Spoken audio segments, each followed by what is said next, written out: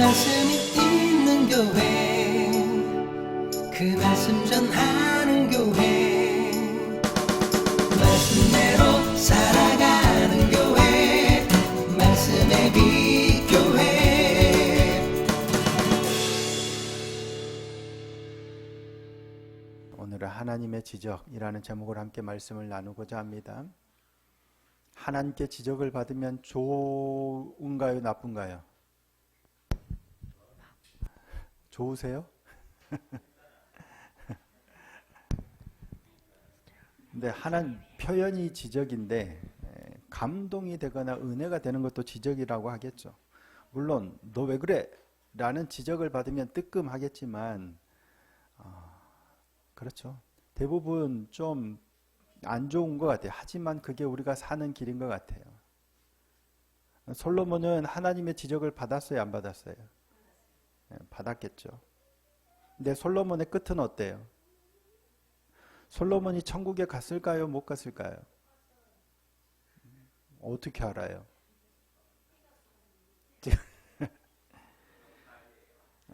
정답은 알 수 없습니다. 우리가 이제 마지막 하나님의 심판대 앞에 선 후에 그들이 어떻게 되었는지 알 수 있죠. 정답은 모르죠. 믿기에 천국에 간다는 걸 믿지만 확신하지만 정답은 몰라요. 하지만 개인적인 생각으로는 솔로몬은 천국에 못 간 것 같아요. 일단 제 판단으로는. 왜냐하면 가장 큰 문제가 뭐예요? 우상을 숭배했어요. 우상 숭배는 하나님이 가장 싫어하시는 거예요. 절대적으로 금하신 게 우상 숭배잖아요. 1계명, 2계명. 가장 중요한 거예요. 하나님 외에 다른 신을 섬기는 걸 제일 싫어하세요. 그러니까 사랑이 아내도 사랑하고 다른 사람도 사랑하는 게 말이 되나요? 말이 안 되죠. 그것보다 더한 거예요. 그래서 하나님은 우상 숭배를 가장 싫어하세요. 솔로몬에게 여러 가지 문제들이 있었지만 가장 결정적으로 우상 숭배에 빠져서 헤어나오지 못했어요. 누가 솔로몬을 그렇게 만들었어요? 네. 여자들이. 여자가 문제구만, 여자가. 표면적으로는 이방 여인들이 그래요. 후궁이 700명, 첩이 300명, 수많은 아내들이 또 애굽의 바로의 딸, 수많은 솔로몬의 이방 아내들이 솔로몬으로 하여금 마음을 돌이키게 했죠. 자, 오늘 본문 3절 4절인데요. 자, 다시 한번 읽어볼까요? 3절 4절입니다. 시작. 왕은 후궁이 700명이요 첩이 300명이라 그의 여인들이 왕의 마음을 돌아서게 하였더라.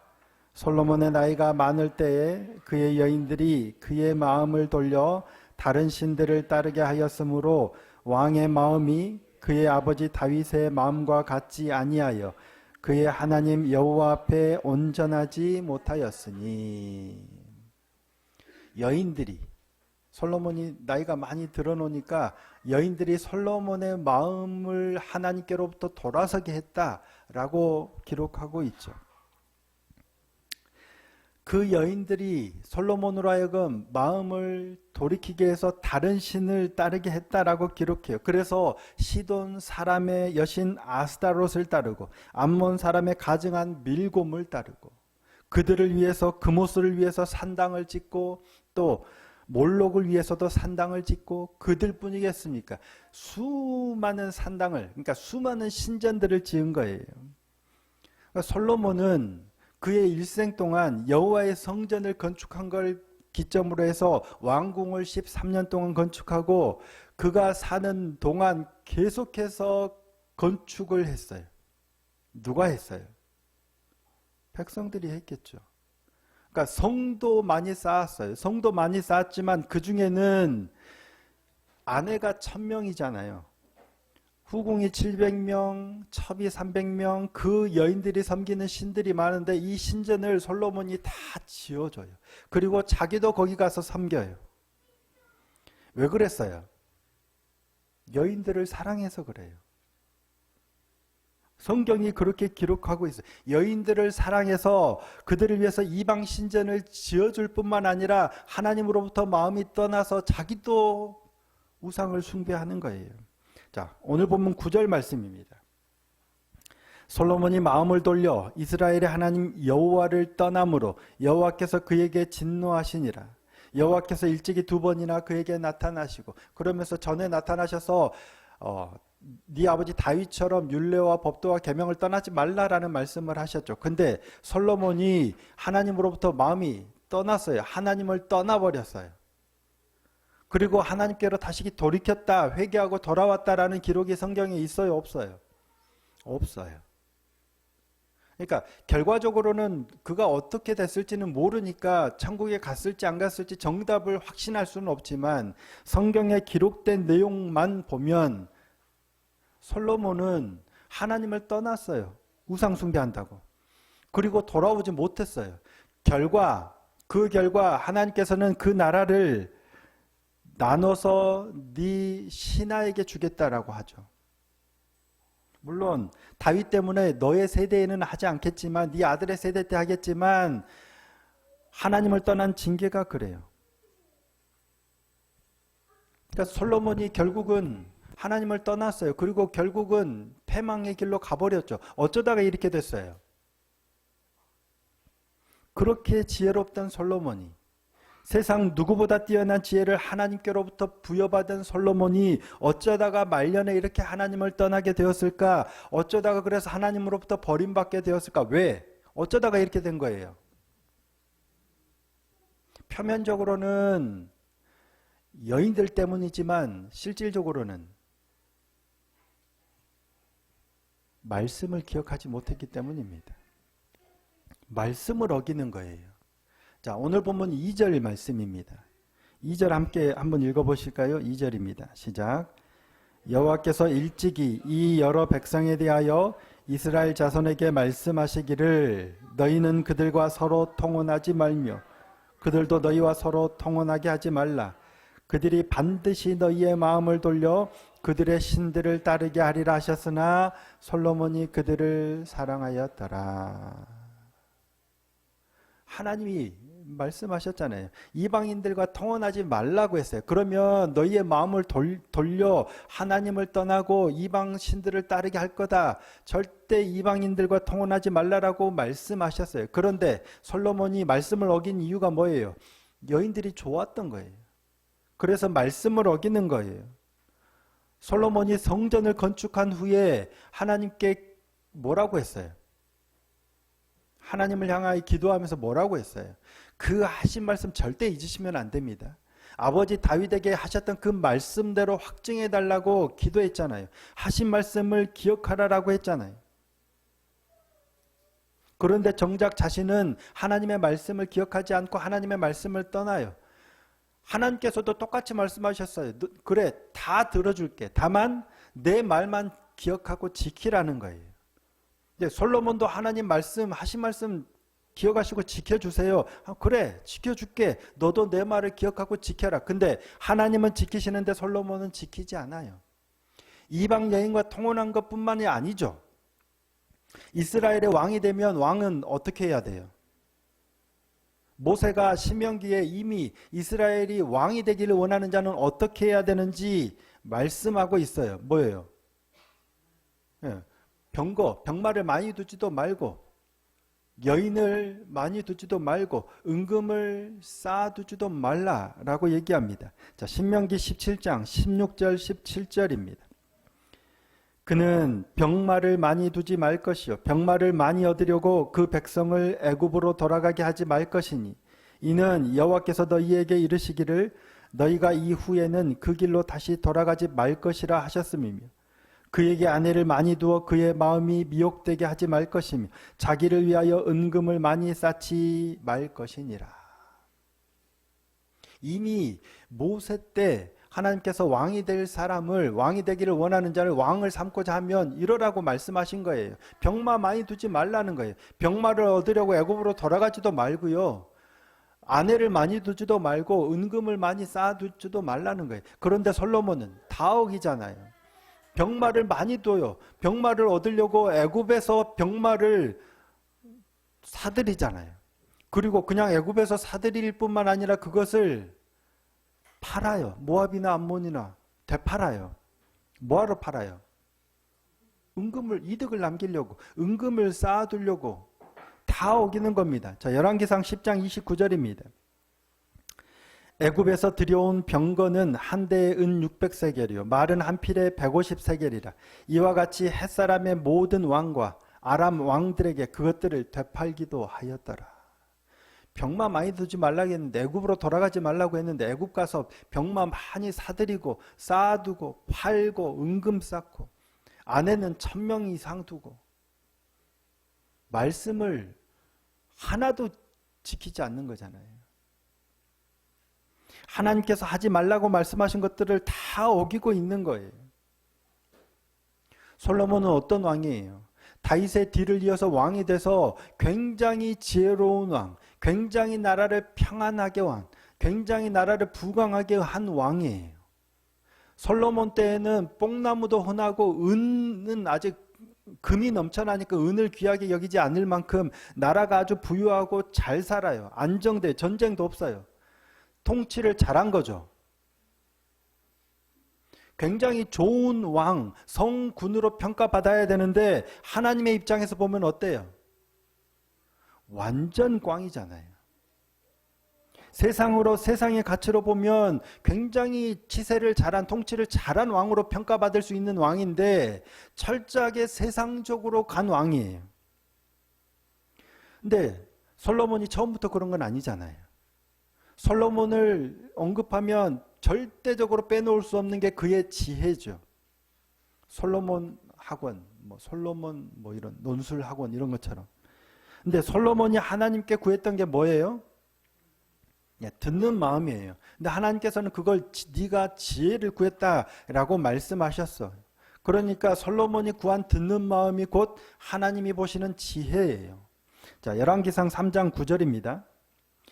누가 주의 이 많은 백성을 재판할 수 있사오리이까? 듣는 마음을 종에게 주사 주의 백성을 재판하여 선악을 분별하게 하옵소서.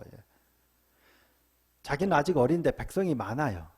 그래서 백성들을 잘 재판할 수 있도록 듣는 마음을 달라고 한 거예요. 이때의 듣는 마음은 뭘 듣는 마음일까요?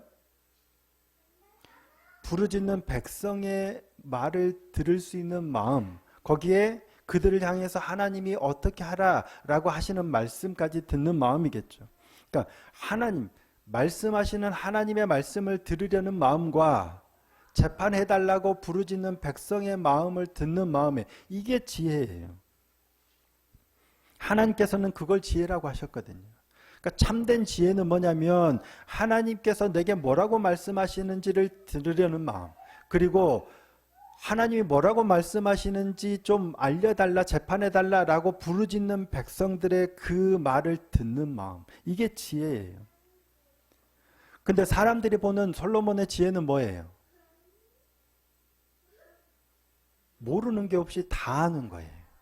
스바 여왕이 와서 물어보는데 자기가 생각했던 것보다 훨씬 더 똑똑한 거예요. 물어봤는데 대답하지 못하는 게 없어요. 어마어마한 의리의리한 그의 신하들, 성전, 왕궁, 의자 할 것 없이 몰라서 대답하지 못할 것이 없는, 너무나도 똑똑하고 너무나도 부국강병을 이루는 엄청난 재물과 군마를 모으고 철옹성과 같은 성들을 쌓고 그 어느 나라도 감히 들적할 수 없는 놀라운 나라를 만든 솔로몬의 능력, 그걸 지혜라고 평가해요. 하지만 애초에 하나님께서 솔로몬을 지혜롭다 평가하신 건 그런 게 아니죠. 하나님의 말씀에 귀를 기울이려는 그 마음, 그리고 부르짖는 백성의 말을 들으려는 그 마음, 그런 솔로몬의 마음을 지혜롭다고 하신 거예요. 근데 솔로몬이 부르짖는 백성의 말을 들어야 안 들어요? 안 듣죠. 백성이 언제 부르짖을까요?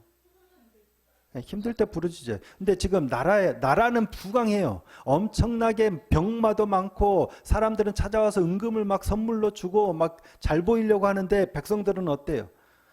고통 가운데 부르짖어요. 왜? 노동이 끊이지 않잖아요. 성전을 지을 때부터 해서 왕궁을 짓고 수많은 성들을 쌓고 신전들을 짓고, 그때 백성들이 다 불려와서 노역을 하는 거예요. 그러다 보니까 농사 지을 시간도 없어. 결국 채무를 져. 결국 빈부격차는 심해져. 백성들이 부르짖었을 거예요. 엄청나게 부르짖었을 거예요. 솔로몬의 뒤를 이어 그의 아들인 르호보암이 왕이 되었을 때 백성들이 와서 르호보암에게 요구한 게 뭐예요? 당신의 아버지가 우리에게 매운 노역이 너무 힘들어요. 좀 줄여달라는 거잖아요. 자, 열왕기상 12장 4절입니다.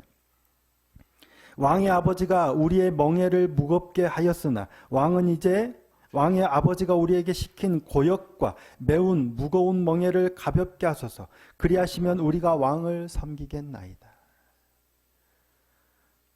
나라는 엄청나게 부유할지 모르지만 백성들은 엄청난 노역 가운데 지금 부르짖는 소리가 얼마나 사무쳤겠어요. 끊임없이 노동에 시달리고 끊임없이 착취당하고 그게 점점 지속되니까 노예로 전락하고 그동안 그들은 솔로몬 치하에서 엄청나게 부르짖었을 거예요. 그 부르짖는 소리를 누가 들어요? 하나님이 들으세요. 하나님의 애초에 이스라엘 백성을 애굽에서 데리고 나오실 때 왜 데리고 나오신 거예요? 물론 약속 때문이긴 하지만 백성들의 부르짖음이 하나님께 상달되었기 때문이에요. 자, 출애굽기 2장 23절입니다. 여러 해 후에 애굽 왕은 죽었고 이스라엘 자손은 고된 노동으로 말미암아 탄식하며 부르짖으니 그 고된 노동으로 말미암아 부르짖는 소리가 하나님께 상달된지라. 그래서 모세를 보내셔서 이스라엘 백성을 데리고 나오신 거예요. 근데 솔로몬이 또 하나의 애굽을 가나안에 세웠다고 했잖아요. 솔로몬 치세에서 백성들이 아마 애굽에서보다 더 부르짖었을 것 같아요. 그런데 솔로몬은 자신의 그 똑똑한 머리로 나라를, 재산을, 은금을 쌓는 데는 재빨랐을지 모르지만 애초에 하나님께 구했던 백성들의 부르짖는 소리에 귀를 기울이는 듣는 마음은 잊어버린 거예요. 그 숱한 백성들의 부르짖음에는 귀를 막고 자신이 원하는 것을 이루는 데만 똑똑한 머리를 쓰는 거예요. 그렇게 시간이 흘러가자 결국 솔로몬의 마지막이 이렇게 되는 거예요. 처음부터 그런 건 분명 아니었어요. 근데 어느 시점부터 점점 어두워지더니 결국 귀를 닫고 결국 하나님의 말씀도 듣지 않고 자기가 원하는 대로 가서 우상 숭배하다가 마지막을 맞이하는 겁니다. 언제부터 그랬을까? 그때가 언제인지는 아무도 모릅니다. 하나님만 아시겠죠. 솔로몬이 언제부터 이렇게 점점 변질됐을까?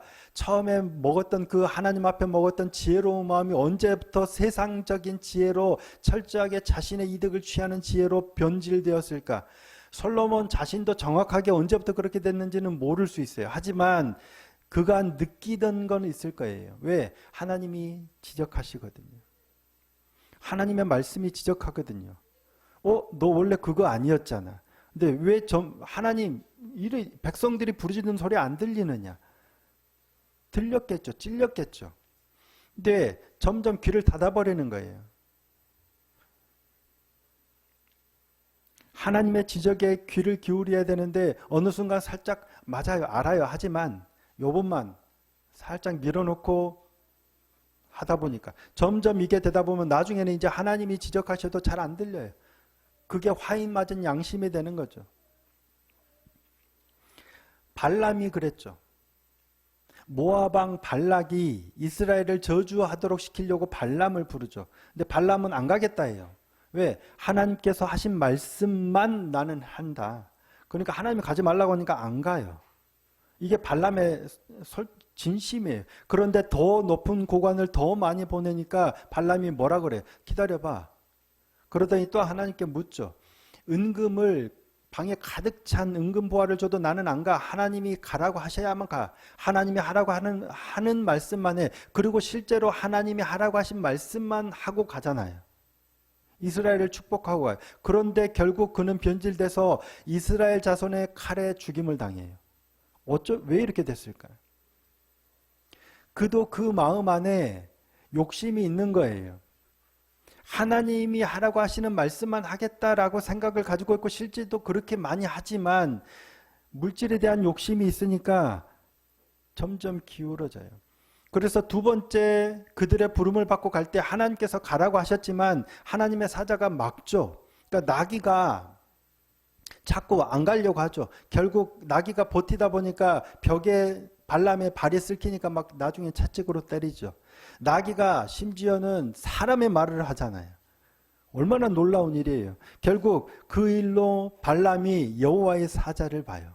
아, 이 길이 악한 길이었구나. 내가 가려고 했던 게 잘못됐구나 라고 깨달았잖아요. 그러면 하나님의 여호와의 사자에게 뭐라고 얘기해야 돼요? 잘못했습니다. 가지 않겠습니다 라고 해야 되는데 발람이 뭐라고 하냐면, 자, 민수기 22장 34절입니다. 발람이 여호와의 사자에게 말하되 내가 범죄하였나이다. 당신이 나를 막으려고 길에 서신 줄을 내가 알지 못하였나이다. 당신이 이를 기뻐하지 아니하시면 나는 돌아가겠나이다. 잘 말한 것 같죠? 아, 내가 잘못했네요. 내가 나빴네요. 당신이 서 계신 줄 몰랐습니다. 돌아가겠습니다. 라는 건데 뭔가 애매해요. 뭐가 애매할까? 당신이 기뻐하지 아니하시면 돌아가겠나이다 할 게 아니라 안 기뻐해요. 당신이 기뻐하지 아니하시니 나는 돌아가겠나이다 해야 되는데 기뻐하지 않으시면 돌아가겠다는 거예요. 그러면 여지를 두는 거예요. 여전히 가고자 하는 그 마음의 여지를 두는 거예요. 가서도 자기는 발락이 원하는 말을 해주고 싶은데 하나님께서 계속 그런 말을 안 하는 거예요. 그런데 자기 마음 안에 그 발락이 주는 은금에 대한 여지가 있는 거예요. 결국 그거에 무너지는 거예요. 그래서 불의한 재물을 사랑하다가 그가 멸망을 당했다라고 성경이 기록하잖아요. 그 마음이 우리 안에도 있는 거예요. 개척교회 있을래? 큰 교회 갈래? 그 마음이 제 안에 있어요. 아, 저는 하나님이 가라고 하신 그곳에 있겠습니다라고 결정해서 개척교회에 했을지는 모르지만 제 안에 여전히 큰 교회에 가라 하시면 하는 여지가 있는 거예요. 이제는 절대 안 가. 없어. 무조건 여기야. 라는 마음이 아니에요. 한 90% 이상은 그럴지 모르지만 여전히 안에 여지가 있어요. 만약에 기뻐하지 아니하시면 했듯이 가라 하시면 하면 어떻게 할 거예요? 여지가 없지 않아요. 그래서 중요한 건 뭐예요? 여지를 완전히 없애는 확고부동한 신념이 아닌 것 같아요. 하나님이 말씀하셨으니까 확고부동하게 지킬게요. 꼭 할게요가 아니고요. 여전히 내 안에는 연약한 여지가 있지만 그때마다 하나님이 지적을 받아야 되는 거예요. 이제 나는 절대 개척교회, 이 우리 말씀의 빛교회 버리고 안 떠나. 절대 뼈를 묻을 거야가 아니라요. 그러면 다행이죠. 근데 저도 모르는 여지가 저 안에 있어요. 누가 좋은 교회에서 청빙이 온다면 어쩔까 고민이 돼요. 고민하고 물론 기도하고 결정을 하겠지만 여지가 있단 말이에요. 여러분 부당하게 그러시는 분은 없겠지만 부당하게 10억을 벌 수 있다면 10억 정도는 그래도 법을 지키면서 안 버시겠죠? 한 1000억 정도를 부당하게 벌 수 있다면 나는 하나님을 믿는 그리스도인이니까 절대 나는 부당하게 안 해. 그냥 정직하게 돈 안 벌고 말지. 아무도 대답. 우리 안엔 그런 여지가 있어요. 그 여지를 부인할 수는 없을 것 같아. 하지만 중요한 건 나는 절대 자기 확신이 중요한 게 아니라 그럴 때마다 하나님께 묻고 하나님이 지적하실 때 내가 어떻게 반응하느냐. 그 똑똑하고 그 지혜롭다던 솔로몬이 하나님의 지적 앞에 무뎌져 버리니까 결국 그 길로 가는 거예요. 우리가 아무리 똑똑하고 내가 아무리 잘나고 내가 아무리 확신이 있고 해도 안 돼요. 그래서 늘 하나님이 지적하시는 그 앞에 머무는 게 사는 길이에요. 어제 실패했어도 괜찮은 것 같아요. 오늘 다시 하나님이 지적하시면 지금 돌이키면 되니까요. 저와 여러분이 하나님의 지적 앞에 겸손하게 늘 설 수 있는 사람이었으면 좋겠습니다. 조금 실패해도 다시금 하나님이 야 민아 그거 아니잖아 라고 말씀하시면 아 깜짝 놀라서 다시 하나님이 가리키시는 그곳으로 돌이킬 수 있는 유연함, 그런 말씀의 사람이 되었으면 좋겠습니다. 그 은혜 안에서 오늘 또 내일 또 하루하루 하나님의 이끄심을 따라서 승리하며 나아가는 복된 믿음의 삶이 되기를 예수님의 이름으로 축복합니다.